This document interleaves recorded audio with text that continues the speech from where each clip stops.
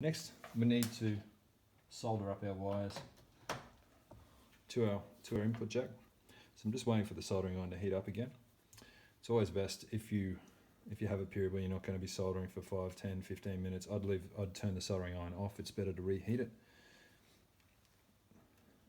I'm just going to strip these wires back a little bit as well, and then we'll tin those as well.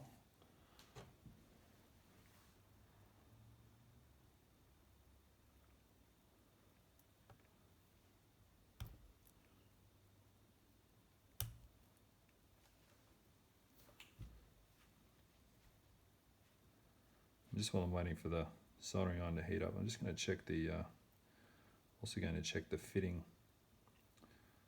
of our electronics cavity plate. Just check the fit of that plate. Often you do need to sand down just a little. I'm just going to remove a little bit of that edge just while I'm here.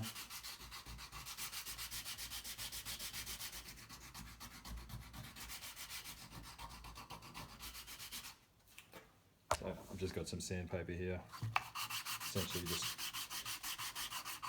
removing around the edge and that just around the curve. Often doesn't take too much. This was pretty close.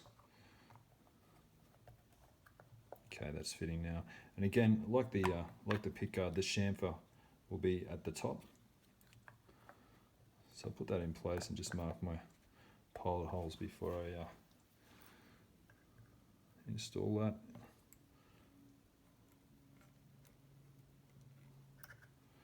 I won't bother screwing that in place just yet. We'll test the electronics before we